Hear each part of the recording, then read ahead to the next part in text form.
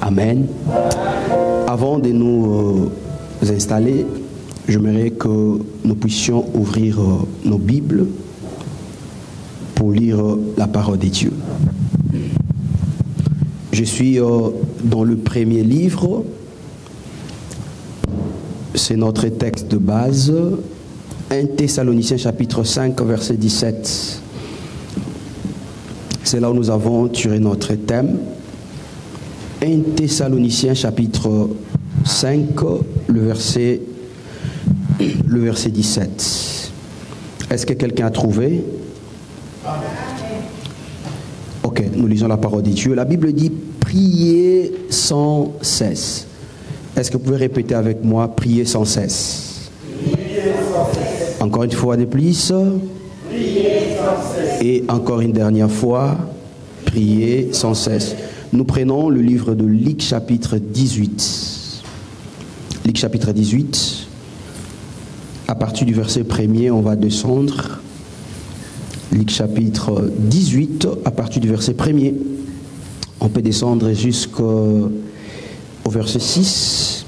La Bible dit ceci: Jésus leur adressa une parabole pour montrer qu'il faut toujours prier et ne point se relâcher. Dis après moi, prier et ne point se relâcher. Merci. Il dit, il y avait dans une ville un juge qui ne craignait point Dieu et qui n'avait de garde pour personne. Il y avait aussi dans cette ville une veuve qui venait lui dire, fais-moi justice de ma partie adverse.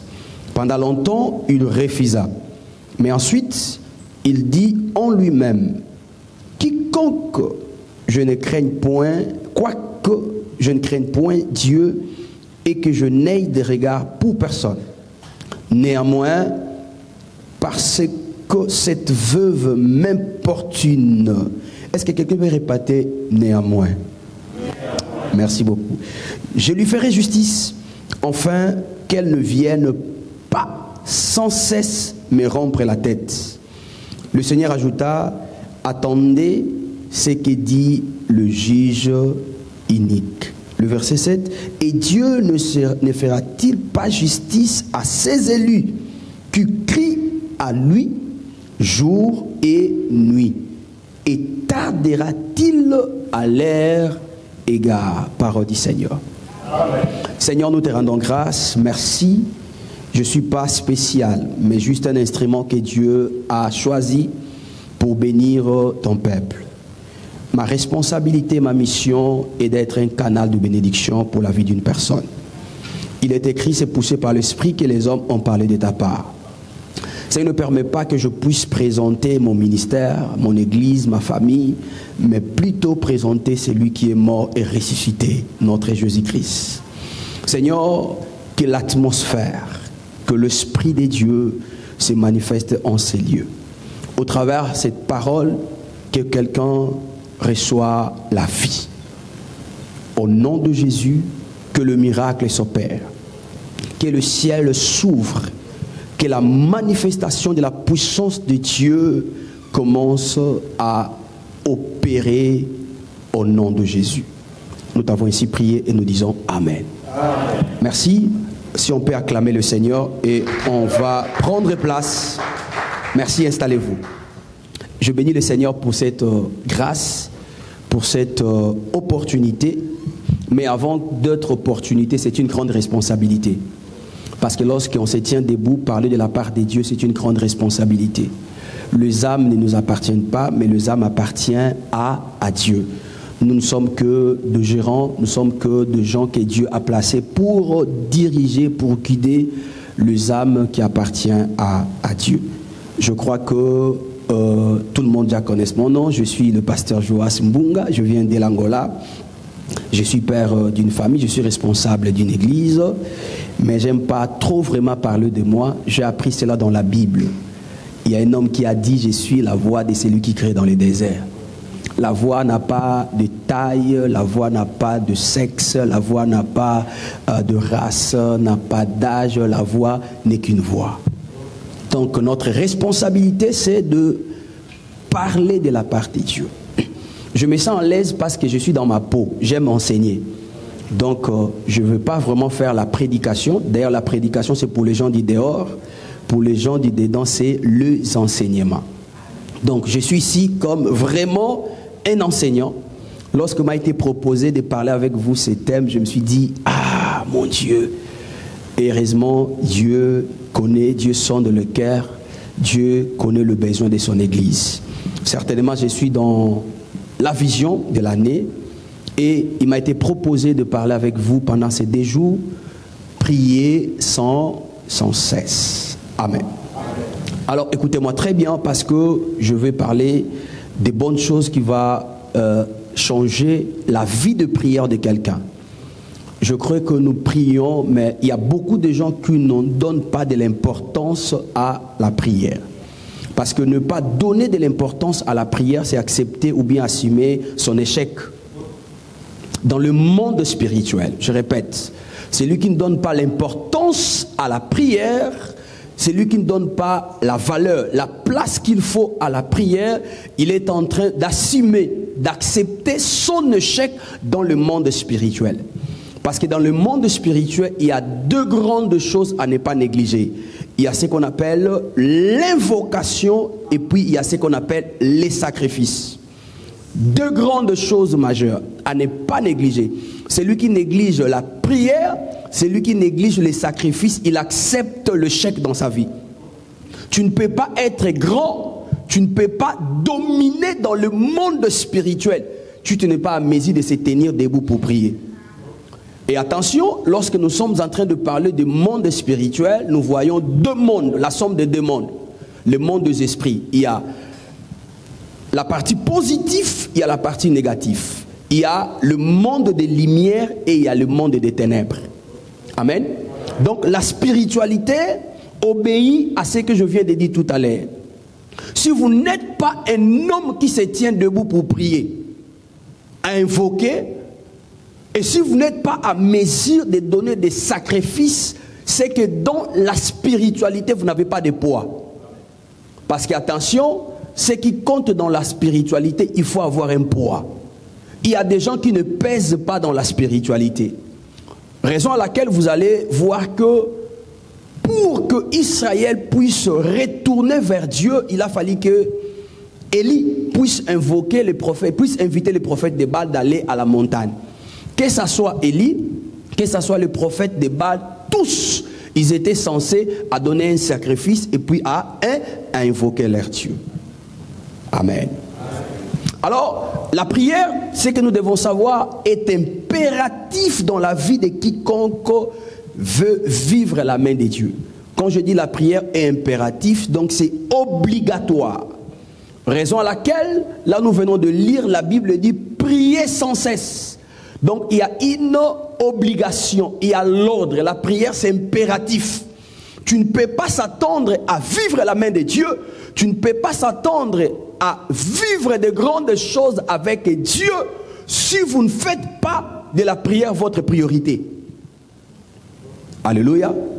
Donc la prière est impérative pour toute personne. Quiconque veut vivre la main de Dieu dans sa vie. Voilà pourquoi dans le livre de Psaume chapitre 73, le verset 28, la Bible dit « M'approcher de Dieu, c'est pour mon bien ». Donc on ne peut pas s'approcher de Dieu sans pourtant bénéficier de quelque chose. Et un homme qui s'approche de Dieu, il le fait pour son bien et non pour le bien de Dieu. Donc s'approcher de Dieu change quelque chose en nous.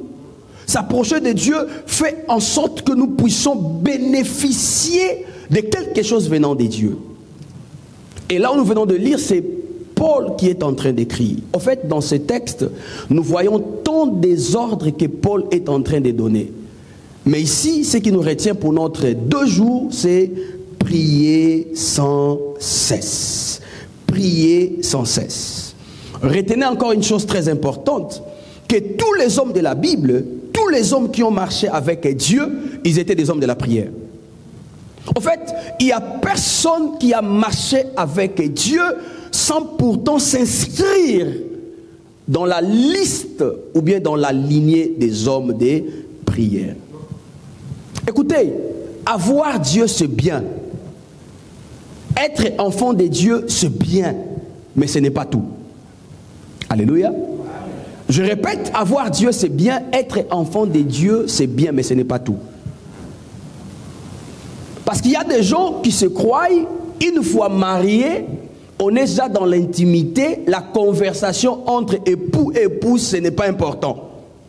Donc on peut vivre dans le mariage, mais si vous négligez l'une des choses importantes qui peut unir deux personnes dans le mariage, qui est la conversation ou bien le dialogue, vous êtes en train de s'inscrire pour le chèque.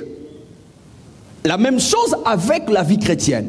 Nous avons Dieu, nous sommes nés de nouveau, mais nous devons donner de l'importance à la prière. Comprendre en quoi la prière est tellement importante dans nos vies. Voilà pourquoi c'est Paul qui dit prier sans cesse. Il ne dit pas de prier. Il y a une grande différence entre prier et prier sans cesse. Parce qu'il y a des gens qui prient, mais qui ne prient pas continuellement. Mais ici, Paul donne de l'importance non seulement à la prière, mais à une prière qui est continuelle. Une prière constante. Une prière qui est répétée. Une prière. Alléluia. Alléluia. Comme je disais, on ne peut pas s'attendre à une vie puissante sans une vie continuelle de prière. On ne peut pas s'attendre. Donc une chose c'est prier et autre chose c'est avoir une vie continuelle dans la prière. Et voilà, c'est Paul qui dit prier sans cesse. Il y a quelques versets importants ici, quelques vérités importantes sur la prière. En d'autres termes, je voulais vous parler sur le concept de la prière. Vous proposer quelques vérités. Lorsque je parle de vérité, je suis en train de parler de quelques leçons. Qu'est-ce que nous devons apprendre sur la prière? Évidemment, tant de fois, nous avons défini la prière, la prière, la prière, la prière. Mais aujourd'hui, au moins, je vais vous proposer au moins 8 vérités ou 9 vérités sur la prière. La première des choses, prier, c'est parler avec Dieu. Prier, ça vient du latin orare, qui veut dire parler, qui veut dire dire. Une personne qui prie à Dieu, il est en train de s'adresser, il est en train de parler avec Dieu. Donc lorsqu'on prie, on parle avec Dieu. Prier, c'est invoquer, demander secours à une personne. Suivez-moi très bien, la prière n'est pas seulement une arme pour les chrétiens, mais pour les gens qui ont des alliances avec le monde des ténèbres et aussi prie. Le même mot, prier, invoquer. Invoquer, prier. Et la Bible dit invoque-moi. Donc quelqu'un qui prie, c'est quelqu'un qui est en train d'invoquer. Le prophète de Baal aussi ont prié. Voilà pourquoi au début je vous ai dit, il y a des choses majeures. Si vous négligez votre succès. C'est la vie de prière et la vie de sacrifice. Parce qu'on ne peut pas être grand dans la spiritualité, dominé dans le monde spirituel, si vous n'êtes pas à mesure de se tenir debout pour prier. Quelqu'un qui est en train de prier, il reconnaît la supériorité de la personne à qui il est en train de faire recours. Alléluia. Donc, prier, c'est parler à Dieu. C'est s'adresser à Dieu. Quel privilège que nous avons reçu de ne pas trouver un homme à notre place comme intermédiaire, mais d'aller directement à Dieu au travers de notre prière. Lorsque vous priez, vous ne vous adressez pas à un homme, non plus à un pasteur, mais lorsque vous priez, vous êtes en train de s'adresser directement à qui? À Dieu. La deuxième vérité, prier, c'est lui exprimer ses sentiments et ses désirs. La Bible dit dans le livre de Psaume chapitre 37, le verset 5, recommande ton sort. Un homme qui est en train de prier, c'est un homme qui est en train d'exprimer ses sentiments exprimer ses désirs, exprimer ce dont il a besoin. Vous savez, il y a des gens qui sont vides en tout. Et la plus pire des choses dans la vie d'un homme, ce n'est pas manquer de l'argent, mais c'est être pauvre mentalement. C'est être pauvre en esprit. Vaut mieux avoir des relations avec un homme qui est pauvre financièrement qu'avec un homme qui est pauvre dans son esprit. La pauvreté de l'esprit est plus dangereuse que la pauvreté financière. Donc il y a des gens qui n'ont pas de désir, qui n'ont pas de sentiments. Il y a des gens qui n'ont pas de projet. Il y a des gens qui ne pensent à rien. Penser, ce n'est pas un péché. Même si vous n'avez rien, mais il faut penser toujours. Et votre pensée doit être positive. Car il y a un pouvoir sur l'imagination. Alléluia. Il y a un grand pouvoir sur l'imagination. Et prier, c'est exprimer ses sentiments. Prier, c'est exprimer ses désirs. De quoi j'ai besoin? Qu'est-ce que j'ai besoin? Recommande ton sort à l'Éternel. Un homme qui est en train de prier, il exprime ce dont il a besoin. Un homme qui est en train de prier, il s'explique à Dieu. Il présente ses désirs à Dieu. La troisième des choses, comme vérité sur la prière. Prier, c'est ouvrir son cœur devant Dieu. Un homme qui prie, c'est un homme qui ouvre son cœur. Un homme qui parle devant Dieu, c'est un homme qui ouvre son cœur. Un homme qui parle à Dieu, un homme qui prie le Seigneur, un homme qui cherche la face de Dieu, il est en train d'ouvrir son cœur à Dieu. Faire comprendre à Dieu ce dont il a besoin. Exposer, mettre sur la table le cœur. Alléluia. La quatrième des choses, comme vérité sur la prière. Prier, c'est se communiquer. C'est la communication entre une créature et un créateur. Entre un homme et une divinité. On ne peut que prier à une divinité. La prière est adressée à une divinité. Lorsque nous parlons de divinité, nous voyons un être spirituel, un être supérieur. Donc ici, il y a une relation entre un être inférieur et un être supérieur. Dans la prière, ce n'est pas la divinité qui a besoin de l'inférieur, non. Mais c'est l'inférieur qui a besoin de l'être qui est supérieur.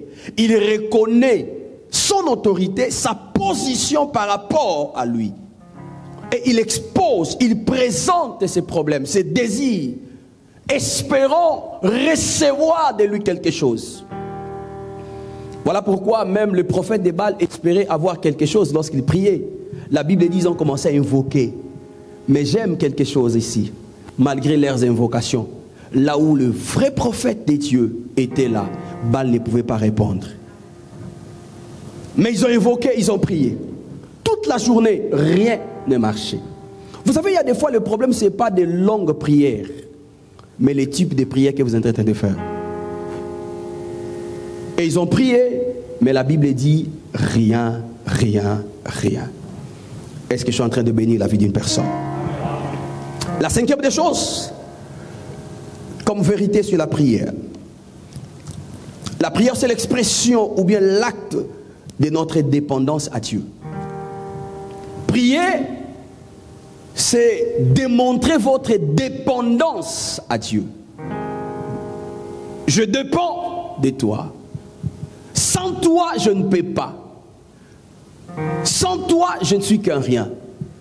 Le livre des Psaumes, le chapitre 121. Je lève mes yeux vers les montagnes.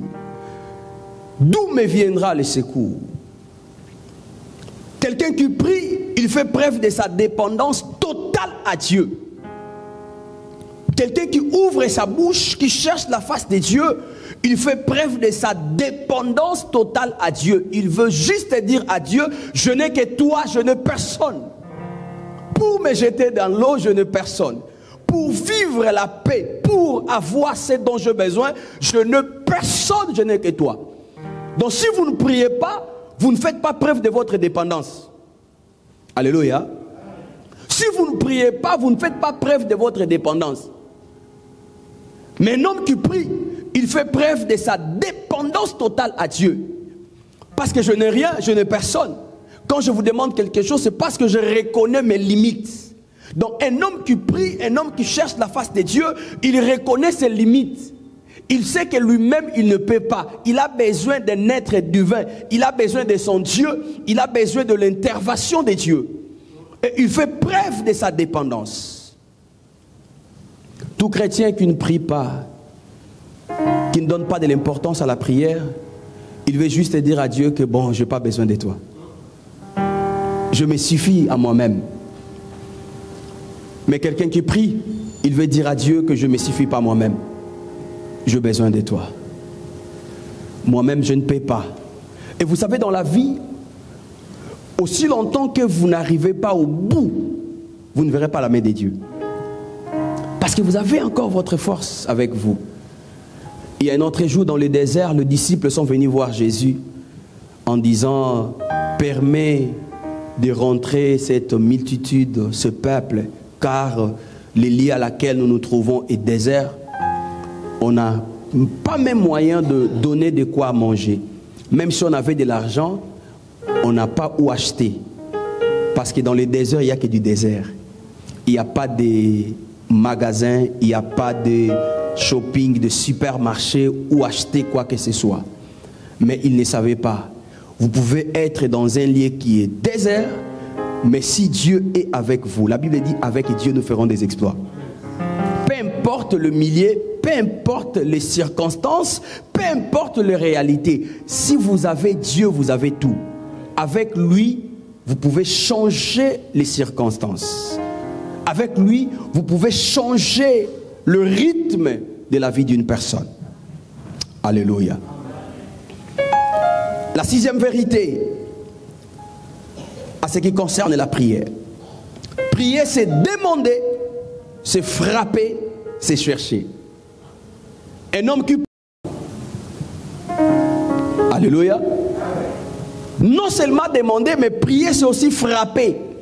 On peut que frapper à une porte fermée. Donc quelqu'un qui est en train de prier, d'abord il a foi, en frappant, la porte va s'ouvrir. Et je voulais prophétiser à quelqu'un. Toi qui frappes par ta prière, laisse que la porte que tu es en train de frapper puisse s'ouvrir dans ta vie au nom de Jésus. Peu importe la porte. Grande ou petite, fermée, verrouillée ou pas. Mais à cause de la prière, cette porte-là va s'ouvrir au nom de Jésus. Un homme qui prie, c'est un homme qui frappe. On peut que frapper à une porte qui est fermée. Mais on a confiance qu'en frappant, cette porte va s'ouvrir.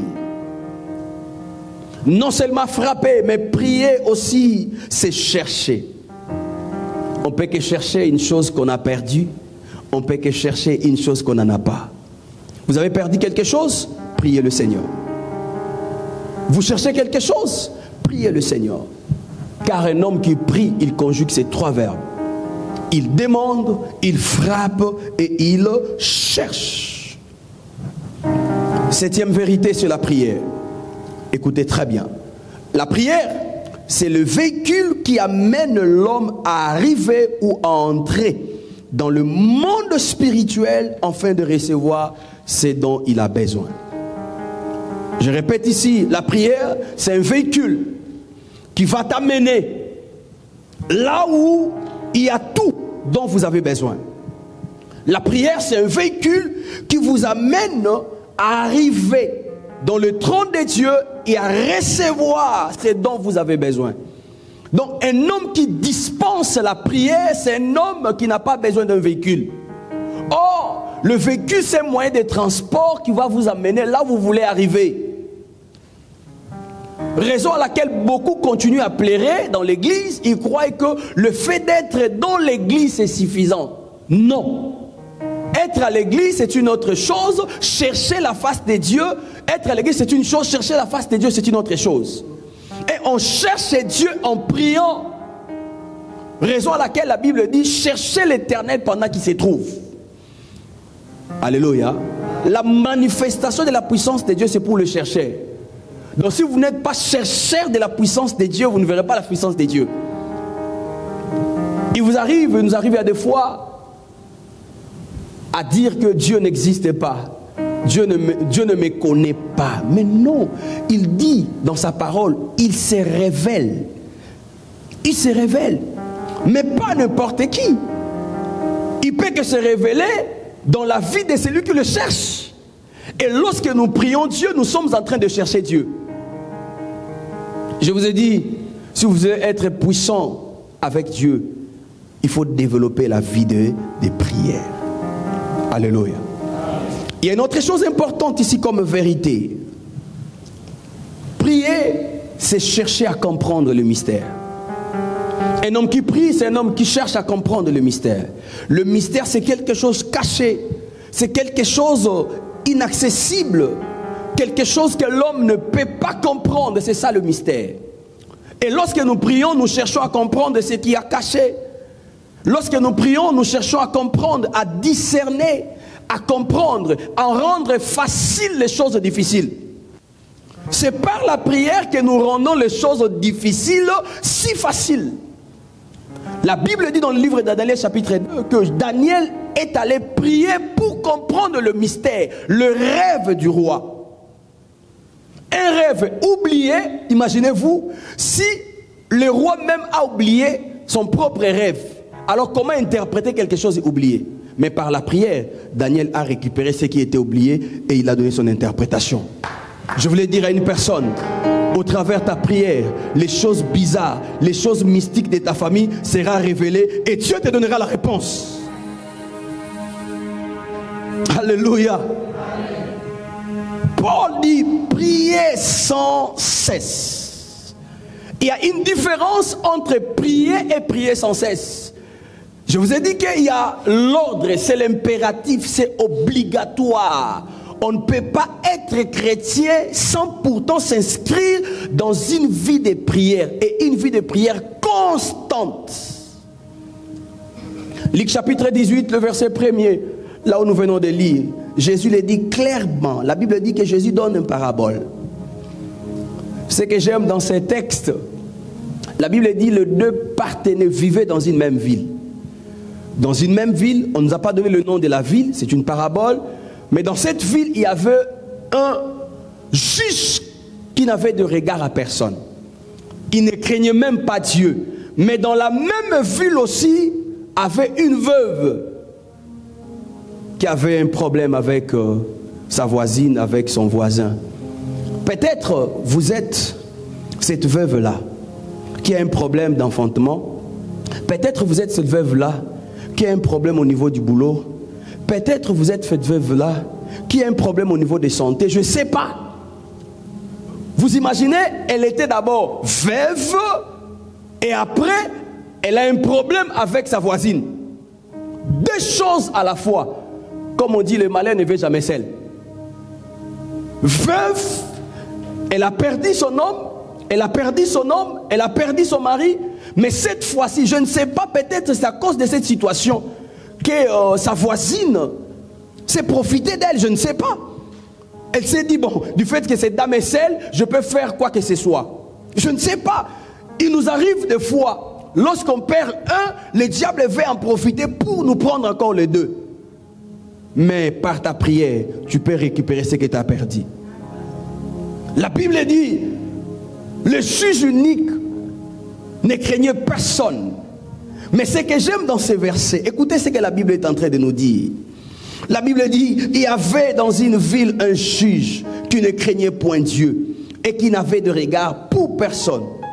Il y avait aussi dans cette ville une veuve qui venait lui dire, fais-moi justice de ma partie adverse. Pendant longtemps, il refusa. Mais ensuite, il dit en lui-même, quoique je ne craigne point Dieu et que je n'aie de regard à personne, néanmoins, parce que cette veuve m'importune. Amen. Qu'est-ce que cette veuve est en train de faire? Elle était en train de prier continuellement. Elle était en train de prier sans cesse. Prier sans cesse veut dire prier continuellement. Sans cesse veut dire constamment. Sans cesse veut dire tout le temps. Sans cesse veut dire sans repos. Sans cesse veut dire sans arrêt. Je sais qu'il y a des fois, il peut nous arriver en se demandant, mais si on doit prier sans arrêt, donc on doit prier 24 sur 24. Dieu n'est pas fou. Amen. Même l'auteur de ces textes, Paul, n'est pas fou. Lorsqu'il nous dit de prier continuellement, il veut juste dire que nous devons chercher tout le temps, lorsqu'il est nécessaire, nous devons chercher la face des dieux. Donner de l'importance à la prière. Car je vous ai dit, lorsqu'on ne donne pas de l'importance à la prière, on accepte notre échec. Quelqu'un qui ne prie pas, c'est une personne qui accepte qu'il est né pour échouer dans sa vie. Tu ne peux pas vivre, tu ne peux pas s'attendre à vivre de grandes choses avec Dieu si vous n'êtes pas prêt à se tenir debout et à invoquer la face de l'Éternel. Dieu a dit à Moïse, le cri de mon peuple est arrivé jusqu'à moi. Le cri de mon peuple. Le cri de mon peuple. Si le mystère était révélé à Daniel, c'était à cause de sa prière. Et ici, la Bible dit, priez sans cesse, priez continuellement, cherchez continuellement la face de Dieu. Cherchez continuellement la face de Dieu. Approchez-vous de Dieu continuellement. Donc la prière doit être comme aspirer et respirer dans la vie d'un chrétien. Aspirer et respirer dans la vie d'un chrétien. Et Jésus, pour illustrer l'importance de la prière, il va donner cette parabole en disant, à chaque fois où vous priez Dieu, faites comme cette dame. Vous savez, il y a des leçons que nous devons apprendre dans l'histoire, dans cette parabole. Il y a quelques vérités importantes que nous devons apprendre. Parce que Jésus a donné cette illustration pour nous faire comprendre pourquoi nous devons prier continuellement, pourquoi nous devons insister. Cette dame n'a pas reçu dès la toute première fois qu'elle est allée chercher le juge. D'ailleurs, le juge ne craignait personne, avait du regard à personne. Mais à cause de son importunation, à cause de ça, elle était en train d'importuner tout le temps. Elle insistait. Importuner veut dire insister. Ça ne tient pas, continue à frapper. Même si cette porte-là n'ouvre pas, frappe toujours. Le matin n'ouvre pas, frappe. À midi, frappe. Le soir, frappe. Continue à frapper.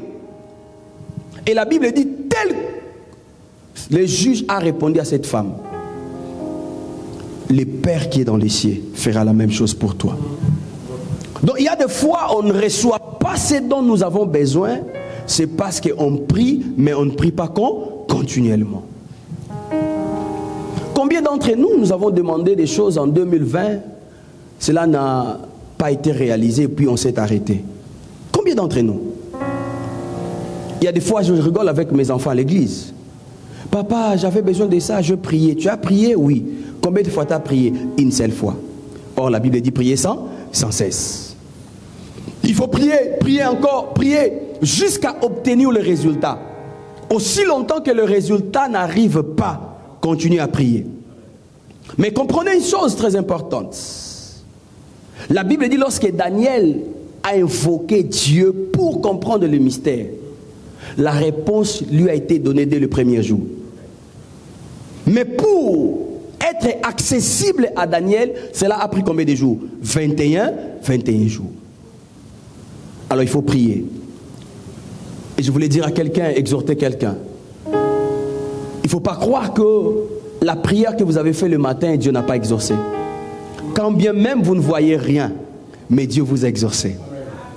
Quand bien même votre demande de l'année passée jusque-là tard selon vous, mais je voulais dire à quelqu'un, Dieu l'a déjà exaucé. Ce qu'il te faut, c'est prier, prier, prier, prier encore. Alléluia. Pourquoi devons-nous prier sans cesse? Pourquoi devons-nous prier sans cesse? La première des choses, nous devons prier sans cesse, c'est pour maintenir notre connexion et fortifier notre relation avec Dieu. Pourquoi prier sans cesse? C'est pour maintenir notre connexion Notre intimité avec Dieu. Je vous ai dit, marier c'est bien, être marié c'est bien, vivre en couple c'est bien. Mais ce qui est plus mieux, c'est le maintien de l'intimité. La connexion. Il y a des hommes mariés célibataires. Il y a des hommes mariés célibataires. Ils sont mariés mais ils sont célibataires. Quoiqu'ils vivent ensemble, mais ils ne partagent pas une vie d'intimité. Ils ne sont pas ensemble. Et parmi les instruments indispensables lorsque nous voulons vivre en connexion, c'est la prière, les dialogues, la conversation. Et la prière nous permet de maintenir notre connexion avec Dieu. Parce qu'à chaque fois où vous priez Dieu, vous êtes dans sa présence. À chaque fois où vous priez Dieu, vous invoquez Dieu. À chaque fois que vous priez Dieu, Dieu se révèle. À chaque fois que vous cherchez Dieu, Dieu se manifeste. Donc quelqu'un qui prie, c'est comme une personne qui entre dans une salle pour 2 personnes. Il y a 2 chaises. Il s'assoit et il invite la divinité de s'asseoir. Alléluia. À chaque fois que vous priez, vous faites la maintenance de votre relation, de votre connexion avec Dieu. Pourquoi prier sans cesse? C'est pour maintenir notre connexion. Non seulement maintenir notre connexion, mais plutôt aussi fortifier notre relation avec Dieu. Donc la première des choses, c'est qu'il y a la connexion et la fortification de notre relation. Écoutez, la différence entre des chrétiens, évidemment, réside dans beaucoup de choses. Mais je cite que l'une des choses, c'est la connexion ou l'intimité et la relation que chacun a envers Dieu. Écoutez, 2 personnes peuvent être mes amis, mais n'occupez pas la même position dans notre amitié. Tout dépend de la connexion, tout dépend de la proximité, tout dépend de la relation. Et Dieu est comme ça. Dieu est comme ça. Voilà pourquoi des fois tu te dis, mais qu'est-ce qui ne va pas? Est-ce que Dieu me voit ou Dieu ne me voit pas? Est-ce que Dieu répond ou Dieu ne répond pas? Est-ce que saviez-vous que ce qui a sauvé Daniel dans le fosse au lion, ce n'était pas sa prière présente? Car Daniel n'a même pas eu le temps de prier. Jeté entre les lions affamés, Daniel n'a pas eu le temps de prier. Mais ses prières accumulées a fait de lui un vainqueur dans la fosse des lions. Alléluia. La prière vous permettra de maintenir votre connexion. Non seulement votre connexion, mais va fortifier votre relation avec Dieu. Un couple qui passe des temps à dialoguer, c'est un couple fort. Ils se connaissent très bien. Il n'y a pas de secret. Ils se connaissent en profondeur. Ils auront une intimité profonde. Et vous voulez maintenir votre profondeur, votre intimité avec Dieu, vous devez prier. Remarquez une chose, mes chers frères et sœurs. À chaque fois que vous priez beaucoup, vous rêvez aussi beaucoup. À chaque fois que vous priez beaucoup, vous devenez sensible avec les choses spirituelles. À chaque fois que vous priez beaucoup, vous recevez de mystères. À chaque fois que vous priez beaucoup, vous sentez, c'est comme si vous êtes sur terre, mais c'est comme si vous ne faites pas partie de la terre. Il y a quelque chose, il y a des fois inexplicable dans le langage humain. Alléluia. Est-ce que je peux avancer? Est-ce que je peux avancer?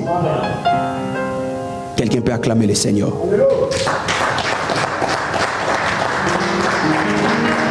Il y a une chose importante ici que nous devons savoir. La prière nous approche de Dieu.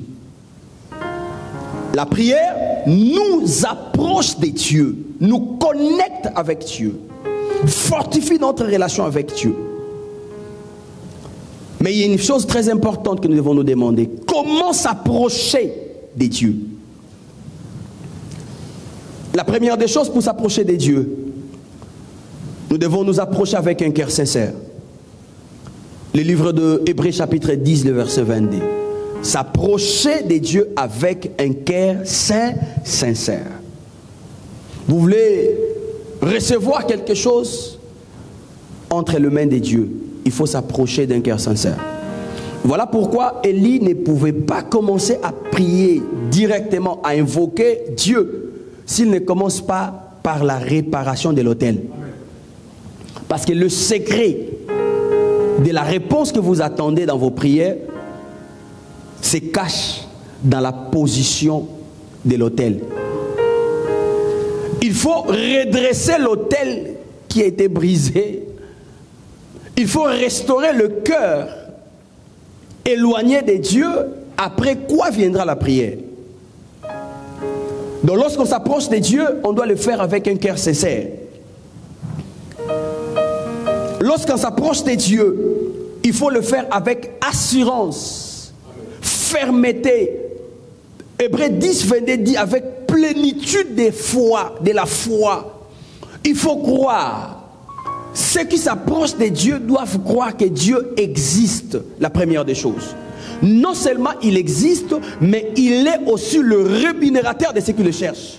Je voulais dire à une personne, à chaque fois où vous cherchez la face de Dieu, Dieu va se révéler.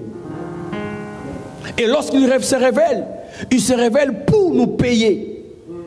Il se révèle pour nous récompenser. Il se révèle pour nous faire du bien. Voilà pourquoi David a dit, m'approcher de Dieu, c'est pour mon bien. Lorsqu'on s'approche de Dieu, il y a quelque chose qui se passe. Il y a la main de Dieu qui s'élève. Il y a l'intervention de Dieu. Il y a l'armée de Dieu qui entre en opération. Il y a la manifestation de la puissance de Dieu. Mais comment le faire? Avec un cœur sincère, avec assurance.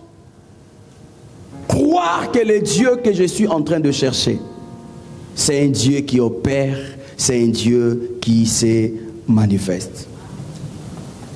La deuxième des choses, pourquoi nous devons prier sans cesse? Nous devons prier sans cesse, c'est pour recevoir de la force, afin de faire face aux défis de la vie. Suivez-moi très bien. Pourquoi tu dois prier continuellement? Pourquoi continuellement tu dois chercher la face de Dieu? C'est afin de recevoir de la force. Un homme qui prie continuellement, il est en train de recevoir de la force. Il est en train d'investir dans le domaine de l'esprit. Car la vie est un combat. La vie c'est un combat. Tout dont tu as besoin, sache que ça t'inscrit dans la bataille. Israël, un peuple qui marchait dans la promesse de Dieu. Canaan était une promesse pour ce peuple d'Israël. Mais arrivé à Canaan, Dieu va demander à Josué, jusqu'à quand négligerez-vous de prendre possession? Oh, une terre promise, mais est censée prendre possession. Donc la vie c'est un combat. Tout dont vous voulez avoir dans le domaine spirituel, ça vous inscrit à un combat. Et pour en avoir, matérialiser ce dont vous êtes en train de chercher. La prière vous aidera. Alléluia. C'est au travers de la prière. Un homme qui prie, un homme qui cherche la face de Dieu, un homme qui prie continuellement, il est en train d'investir. Il reçoit de la force afin de faire face aux défis de la vie, aux problèmes de la vie, aux situations de la vie. Voilà pourquoi Sadrach, Meshach, Abednego n'avaient pas peur. Vous savez pourquoi? C'est parce qu'ils priaient continuellement. Daniel n'avait pas peur, c'est parce qu'il priait continuellement. Il savait, un homme qui est en train de prier, c'est quelqu'un qui est en train de mettre des réserves. Il se prépare pour le combat, il se prépare pour la bataille, il est prêt. Il y a des fois on tombe, c'est parce qu'on n'est pas prêt. J'ai suivi, il y a un boxeur congolais qui est allé affronter son adversaire. Il dit que je dois y aller malgré que je ne suis pas prêt, à cause de l'argent. Tu comprends que le problème, ce n'est pas avoir les noms. Le problème, ce n'est pas s'élever. Mais le problème, c'est la préparation. Un homme qui prie continuellement, c'est un homme qui se prépare. Et on ne se prépare pas pour aujourd'hui, mais se prépare pour demain. Car il y a des situations, tu n'auras pas besoin de prière à l'instant. Mais du fait que tu pries continuellement, tu as des réserves en toi. Tu as des calibres en toi. L'ennemi ne va pas oser parce que tu es un homme préparé. Moïse descend sans prière. Mais la Bible dit que le peuple d'Israël avait du mal à fixer les regards. Pourquoi? C'est un homme qui a passé un bon moment dans la présence de Dieu. À chaque fois que vous passez des bons moments dans la présence de Dieu, il y a une gloire qui va vous envelopper. Et le monde aura du mal à fixer du regard vers toi. Car tu seras intouchable. Alléluia. Amen. Alléluia. Amen. Pourquoi prier sans cesse? La troisième des choses. Nous prions sans cesse, c'est pour recevoir de l'orientation divine. Priez sans cesse, priez continuellement. Nous prions continuellement car nous avons besoin d'une orientation de Dieu, une orientation divine. Psaume, la Bible dit, je crois 142, la Bible dit enseigne-moi, 141, enseigne-moi à faire ta volonté et que tes bons esprits me conduisent dans une terre aplanie. Un homme qui cherche la face de Dieu, il est en train de chercher la volonté de Dieu. Un homme qui prie, il est orienté par l'Esprit de Dieu. Un homme qui prie, il est guidé par l'Esprit de Dieu. Or, vous ne pouvez pas entrer dans une terre aplanie si vous n'êtes pas guidé par l'Esprit. Donc lorsque nous prions Dieu, continuellement, nous sommes en train de chercher que Dieu puisse nous guider. Et il n'y a pas de succès lorsque Dieu ne nous conduit pas. Les hommes qui sont conduits par l'Esprit de Dieu, ce sont des gens qui réussissent dans leur vie. Peu importe la réalité, peu importe ce que vous allez traverser. Écoutez, je vais ouvrir une parenthèse très importante. Ce qui nous arrive, ce n'est pas l'unité de mesure de la présence de Dieu. Je répète, ne jamais dire que Dieu est avec moi parce que tout va bien. Ne jamais dire dans ta vie que Dieu m'a abandonné parce que les choses ne vont pas bien. Ce qui m'arrive ne serait en aucun jour l'unité mesure de la présence de Dieu. Jésus peut être dans la barque, dans les bateaux, mais secoué par le vent et la tempête. La Bible dit, toute chose concourt au bien de ceux qui aiment Dieu. Et la deuxième des choses, Dieu a tout fait pour un but. Alléluia. Alors je voulais dire à quelqu'un, oui, tu peux être malade, mais Dieu est avec toi. Tu peux passer des moments difficiles, mais Dieu est avec toi. Et ce que tu es en train de traverser là, ne veut pas dire que Dieu t'a abandonné. Il y a des fois, Dieu permet de nous faire passer dans des écoles bizarres, compliquées. C'est pour nous donner la maturité. C'est pour nous préparer. La gloire du second temple ne sera jamais comparable à la gloire du premier temple. Écoutez, s'il y a un vin ancien, il y a aussi un vin nouveau. Et lorsque le vin nouveau arrive, l'histoire change. Et Dieu fera quelque chose dans ta vie. Il y a quelque chose que Dieu a réservé pour toi. Mais tu dois comprendre une chose. Donner de l'importance à la prière. Dis après moi, prier sans cesse.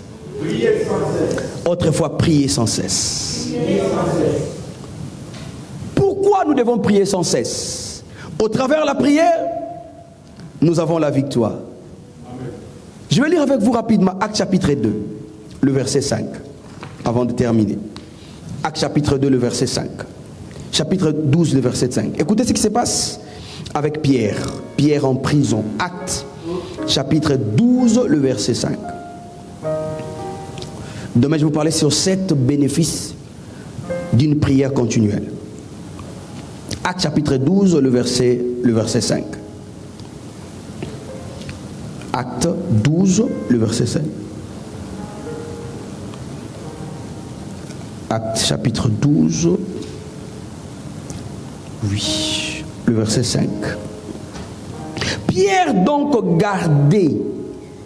était gardé dans la prison.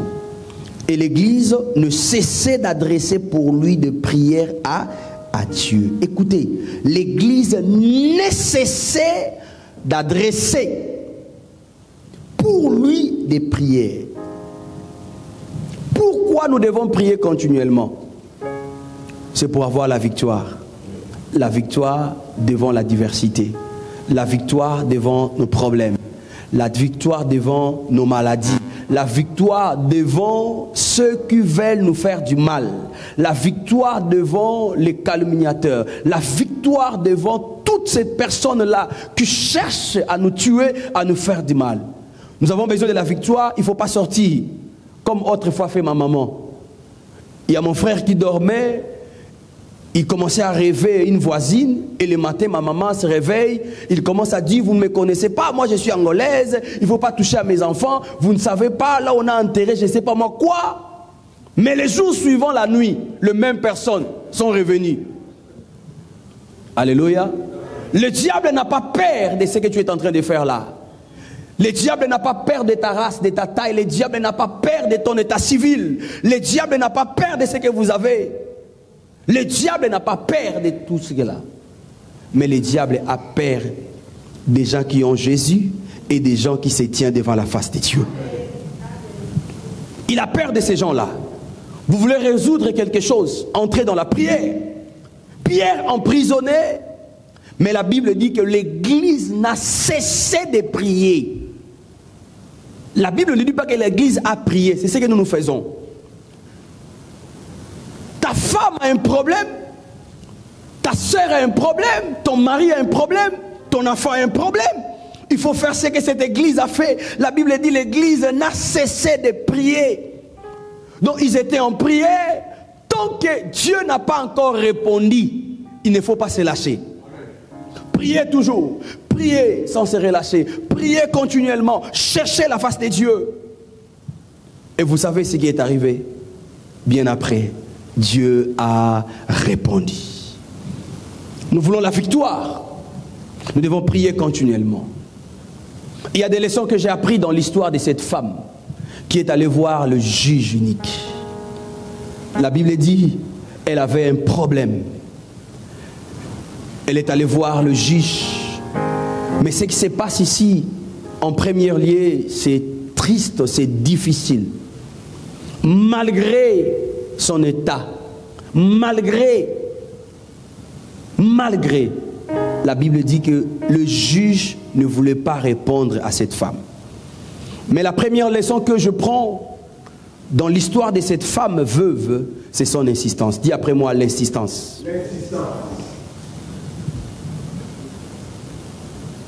Son insistance, elle a insisté, elle a frappé, malgré le non continu de ces juges, mais cela n'a pas démotivé cette femme.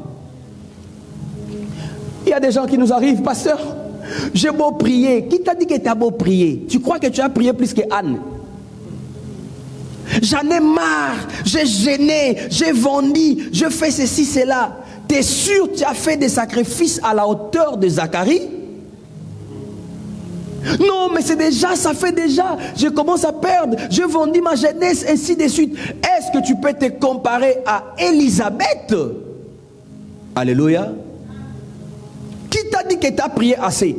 C'est par rapport à qui et par rapport à quoi? Alléluia. Qui t'a dit ça? Il faut prier. Cette femme a insisté, malgré les réponses non. Mais elle a toujours insisté. Elle a toujours insisté. Elle était persévérante. Elle ne s'est pas relâchée dans sa prière. Il y a des fois on prie, mais Dieu ne répond pas. Le silence de Dieu, ce n'est pas son absence. Le silence de Dieu, ce n'est pas son absence. Il y a des fois on prie Dieu. Même Jésus, il s'est dit, mon Père, pourquoi m'as-tu abandonné? Mais je voulais dire à une personne, notre Dieu n'abandonne pas ses enfants. Dans la vie, il y a des moments de silence. Le silence de Dieu, ce n'est pas le chaos.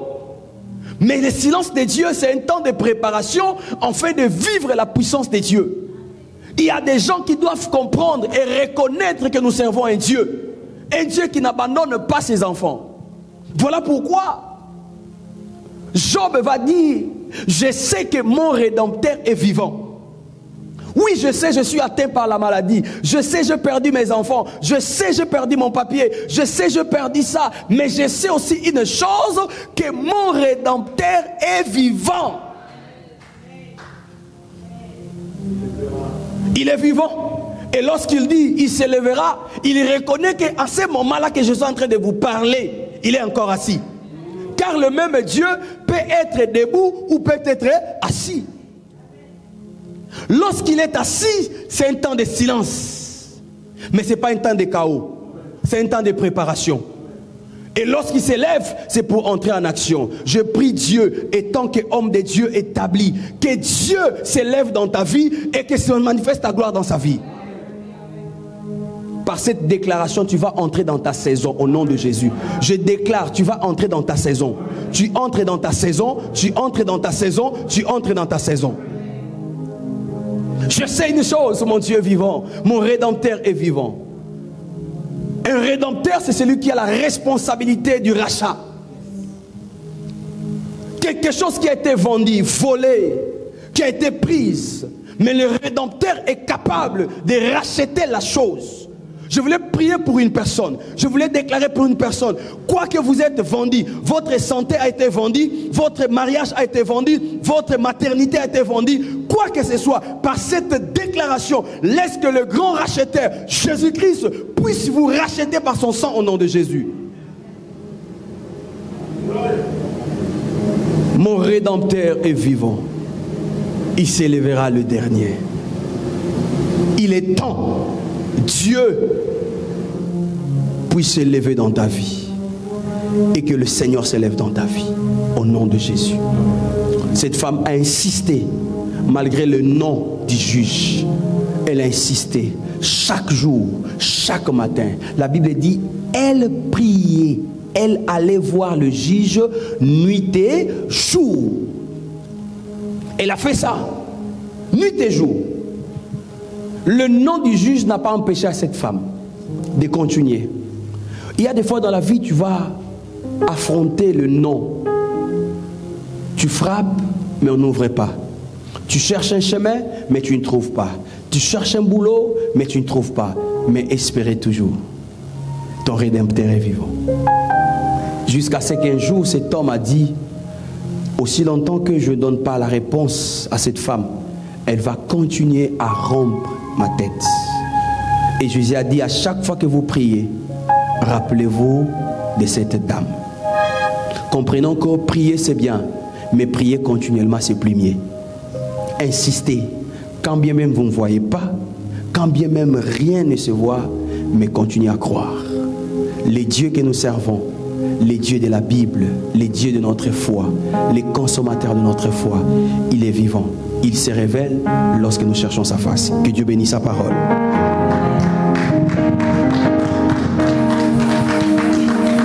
Levez-vous, nous allons prier. Je n'ai jamais donné une théorie sans pratique. La prière, c'est comme ça. On ne peut pas prier, on ne peut pas prêcher sur la prière si on ne prêche pas sur la pratique, si on ne fait pas la pratique. Donc nous devons prier. Je vais inviter toute l'église à prier. Je ne sais pas quel est votre problème, mais je sais une chose. Il y a des gens malades, il y a des choses qui ne vont pas bien dans ta vie, il y a des portes qui sont fermées. Peut-être vous avez perdu une chose, je ne sais pas moi quoi. Mais prier, c'est chercher. Prier, c'est frapper. Prier, c'est demander. Prier, c'est chercher, c'est frapper, c'est demander. Je voulais vous inviter à prier. Prier, c'est faire preuve de votre dépendance à Dieu. Un homme qui prie, c'est un homme qui fait preuve de sa dépendance à Dieu. Un homme qui prie, il veut dire juste à Dieu que je n'ai que toi, je n'ai personne. Un homme qui prie, c'est un homme qui veut dire à Dieu, sans toi je ne peux rien. Je n'ai plus de force. Je ne sais où y aller. Je ne sais quoi faire. Mais je confie en l'Éternel. Un homme qui prie, c'est un homme qui veut dire à Dieu que j'ai besoin de ton intervention. La Bible dit qu'ils crièrent à l'Éternel. Et il est temps que tous nous devons crier à Dieu, afin que Dieu puisse manifester sa gloire. Lève tes deux mains, commence à prier. Dis à Dieu d'abord, donne-moi la force de prier. Comme je ne l'ai jamais fait. Je veux devenir un homme de prière une femme de prière. Relève en moi cet esprit. Priez pas comme auparavant. Augmentez, croître dans la vie de prière. Aide-moi à chercher ta face continuellement, sans arrêt. Mets en moi cet esprit de chercher ta face, de chercher ta face, de chercher ta face, de chercher ta face. Prie le Seigneur. C'est